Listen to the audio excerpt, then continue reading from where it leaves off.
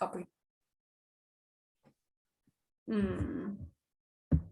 Yes, we are online. So BABS, dear friend, thank you for joining me in this talk today.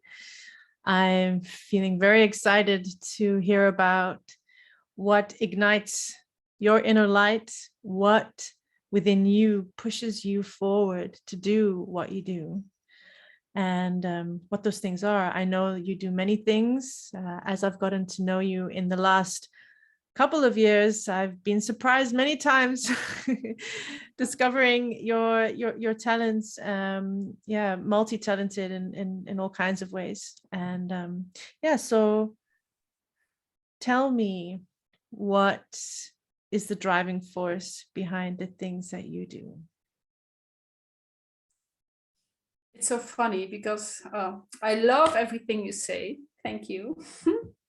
Oh, I'm so happy. And immediately pops up what I actually do in all these different roles that I have. Yes. As a manager in healthcare and with the horses. For me, the thing is that we learn and that I can show people how to see themselves and others as a true human being. Actually, that is what makes me feel awake every day. When I can do those things, then I'm very happy. Yeah, beautiful. Like you said, so you're a manager in healthcare, which is completely different. I mean, you're working with people who are working with people, right? So and families of the people that you're working with, and then the horses, you know, the coaching and that, which I've experienced myself. And every single time I've experienced that with you, it's been mind-blowing how powerful those experiences are, you know, with the horses, like the telepathic communication I felt with them, the messages they gave me. I remember the one time when I was like in the energy of, I wanted to prove myself subconsciously. I wanted to prove myself to the horses by telling them, I'm good, I'm safe, I'm a nice person, you can trust me, you know.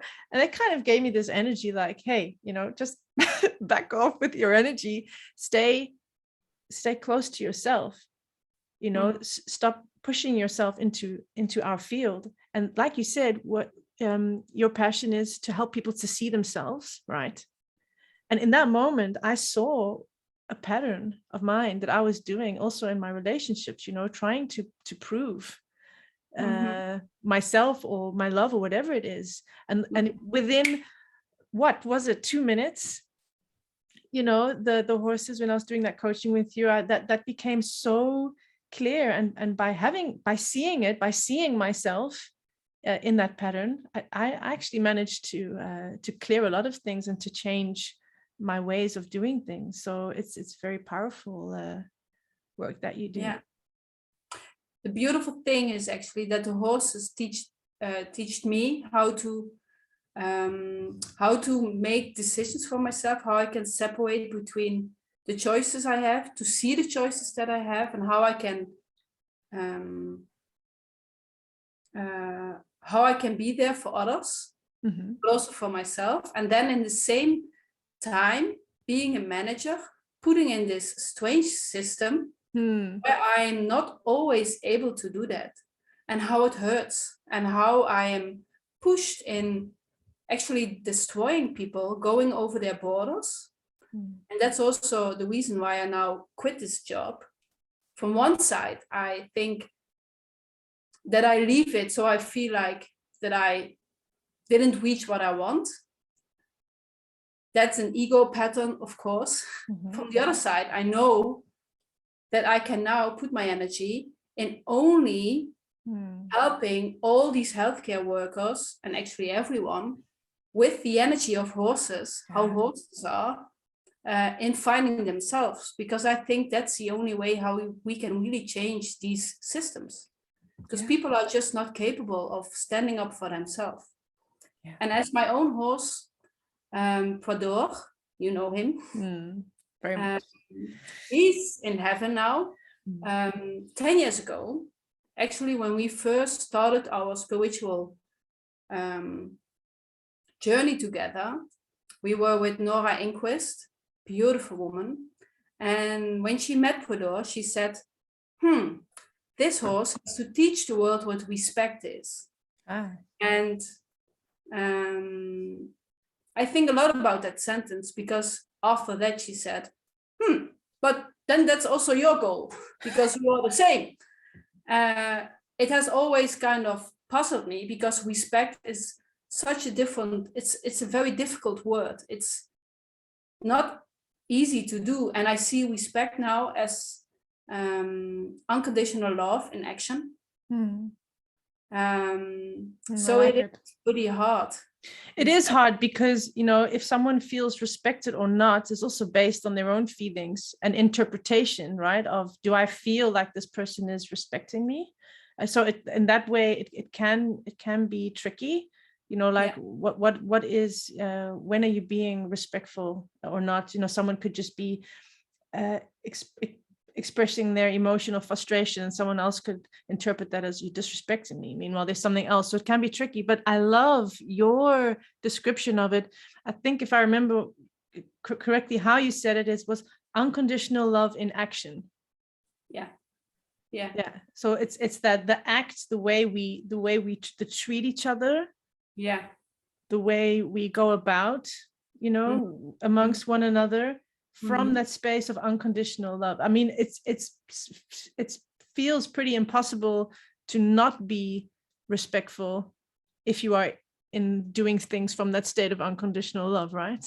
Exactly. That's what I teach people with the horses, because one of the first exercises we always go in, it's also for the safety of our horses and of the human who go in with the horses. Yes. It's, the exercise with borders. And borders for horses and energy fields, seeing energy fields from each other, also from the horse and from yourself, for horses it's all about respect. It has nothing to do with, I don't want you to come more close. No, it's only about, hey, do you see my border? And can you give me the time that I can see what you want from me, so I can decide if I want to go with you or not. Yeah. And it's so beautiful to see how horses react when you start to see their borders. Yeah. The interaction changes immediately. Yeah, because I feel respected, like you respect my border, my boundary or whatever, you know, and then the energy changes. Yeah. Exactly. And in seeing and feeling that borders and putting borders is all about respect, also respect for yourself, makes it far more easy to put your borders. So to stand up for yourself, to feel what you want, and to take the time to find out what you want. Yeah, especially that. That's a very good point, by the way, because it can be very difficult to set our boundaries if we're not clear within ourselves what we want and what we don't want, you know. And I think that self-respect also has to do with that, in being okay with making that decision and being clear in, hey, you know, this is just what I do or don't want. I have the self-respect, self-love to be clear about that, you know. That makes absolute sense. And you can take the time to find it out. Yeah. Because when people cross your borders, then you go into a state like which goes again to panic or something, you know, which doesn't make you able to think, because you don't have the space to think. So your soul cannot be in your body. And so, well, I think I'm very passionate about horses, how they are, and I really would love to see the world as one big horse kind of. Yes, so people should be more like horses. Yes, people should be more like horses. I think that's the the summary. But I can imagine it was quite a step, I think, for you to leave that job as, you know, a manager in that healthcare, because you felt like, okay, I'm in a system that does not resonate with my energy, with my vision. And I can imagine that for a while that you pursue that, you know, that you stay in it because you think, well, maybe I can change it. Maybe I can, by being the, you know, the person that I am, change things from the inside out, and probably realizing like, you know, I need to do this a different way. Yeah. And so now you've, as far as I understand, you're putting your energy in your horse coaching business, basically. And in that way, inviting, you know, the people working in healthcare and other people, of course, to come to you to do that inner work and to learn about, you know, creating the boundaries for themselves and the self-respect and self-love. And yeah, then hopefully as more people within those systems will be coming to you and doing other things to really transform themselves, that will work probably better than you as one person trying to change things from the inside. Just make sure that everyone that is in that system is, you know, finding their way to be able to transform. That sounds like a plan. Sounds like a good one. Yeah. And the funny thing is that I really noticed I made a decision in August. I'm still there. So in this month, I really noticed well,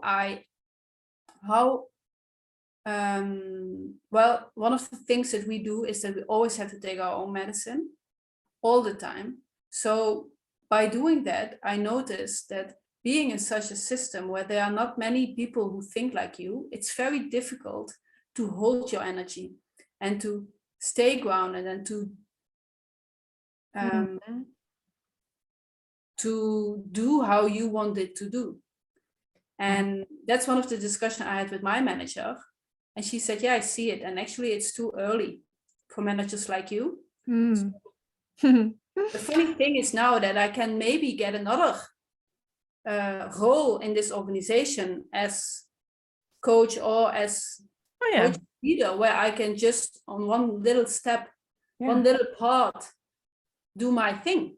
So it's funny, by letting go and just really seeing myself, what I need. There you go. Shift and I love that. That just gave me cosmic goosebumps.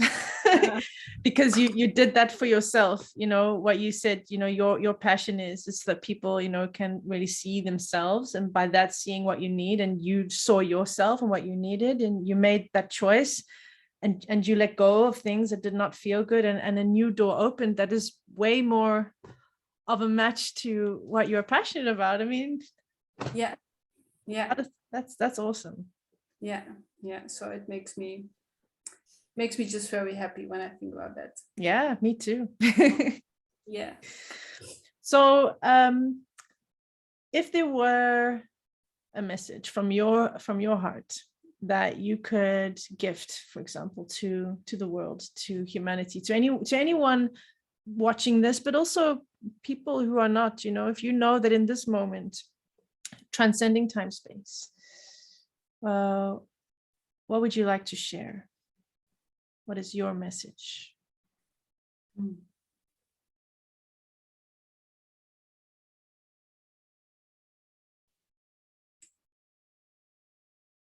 I immediately think about this song that I wrote for the healthcare.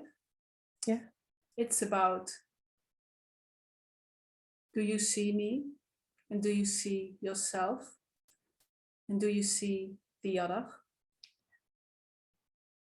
Do you really truly see the other? Really, truly, especially that part. Yeah. And do you dare to step back to take a closer look? It's a good one.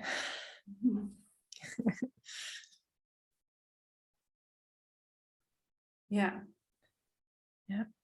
That's awesome. You know, step back to take a closer look.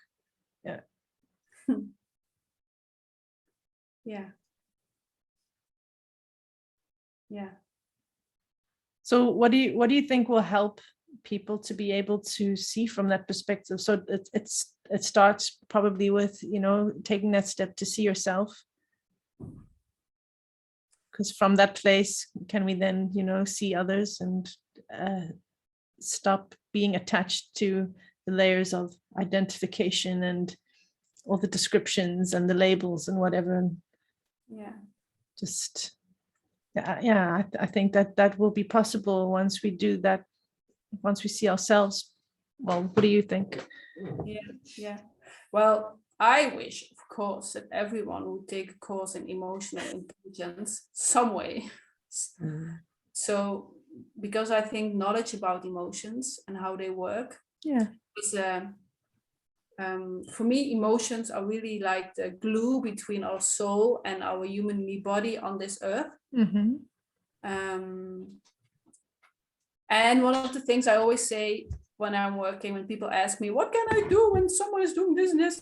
Then I just say, well, step back and breathe. And in the beginning, all my co-workers, they were like, you are very crazy with your breathing. But now they say, well, I think the breathing thing is the only thing that works. So breath work is also very powerful. Yeah. To really come into your body, be in your body, and then feel the emotions. And that you're able to see. So by feeling the emotions, because how does that relate to what you said about emotions being the glue? You said it's the glue between the soul and the body. And that is that what you mean? That's what gives us experience from, because we are a soul in a human body, and the emotion is part of how we are perceiving and experiencing life. Or did you mean something else? No, that's true. And a lot of our emotions and what we feel and how we experience them is conditioned. Yeah, that's true. That's a good point, though. How we experience emotions is also conditioned. We've forgotten to just experience purely and rawly, the emotion. We get emotionally charged about an emotion. So it's true. Yeah. And then all the projection, the overdracht. I always forget that word in English. How it gets transferred. Transference. So like the pain bodies what Eckhart Tolle is talking about, and Hyacinth and everyone, it fills up. So a lot of times the emotions we experience is something conditioned. So horses teach us and let us see and feel in ourselves the authentic emotions next to the conditional ones. Very interesting. Because horses, they don't have any, they just are. And they just do what they feel they do in this moment. They are always authentic. They don't think, they don't have preoccupations of you. They don't have ideas about how you are. So it's just, they just are, and you know that, and that's what you feel. So it makes you able to see what your authentic you want. And it makes you see what your conditional your conditioned emotions make you do. So, absolutely. And that for me is where, all the shadow aspects of ourselves, the driving force, the emotions that are experienced, and therefore there's this automatic interpretation of, oh wait, I need to be in control, I need to work hard for approval, I need to feel appreciated, I'm not feeling safe, all these mechanisms get created around this conditioned emotion. And by bringing that into the light, the conditioned aspect of ourselves into the light, and understanding what the driving force is behind those shadow aspects, for me, that has been seriously the most transformative healing work I've done for myself, is really exposing those mechanisms, ego games, whatever you call it, putting that into the light. Because once you see it, as you say, see yourself. Once I could see myself and what I was doing, every time I see myself, and the unhealthy patterns or the unhealthy entanglements or whatever it is. When I see, oh my gosh, I'm doing it again, this is coming from a place of, you know, a fear, and then I have the space, like you said as well, breathe, you know, take the space, and then I can make different choices. Exactly. And then that is so liberating. Yeah. And then you feel like vulnerability. Well, in that moment, there's vulnerability, and you feel this vulnerability. And with this vulnerability, you make a step forward. Yeah. To what you really want. Yeah. That's wonderful. And that's why my company is called Bureau Wonderlijk. Yes. Bureau wonderful. Yeah. Yeah, that really doesn't sound very nice in English. In English, yeah. Yeah. It sounds good in Dutch. Bureau Wonderlijk. Yeah, it is. Yeah. Work to do in the Netherlands. Yes. Yeah, I'm so happy that I discovered the horse coaching thing, and I'll be coming to you soon again for that. Yes. So looking forward to that. And for now, Babs, thank you so much for sharing your heart and the fire of your soul with me and with others. Well, you know, you've now basically implanted that into the earth plane. You've left your mark. Exactly. So I'm so fucking happy to be your friend, and that you are doing this courageously, having all these beautiful ideas. Yeah, I'm having a lot of fun. I'm enjoying this so much. You know, I always talk about how everyone is so authentic and unique. You know, we have our own divine blueprint and everything, and we know that, but discovering that and talking about it and you know, hearing what sets everyone, you know, sets their hearts on fire, what pushes them forward, it's so beautiful, and it's a gift. So thank you. Yeah, you too. Thank you, sweetie. Love you lots. Thank you. Love you too. Bye bye.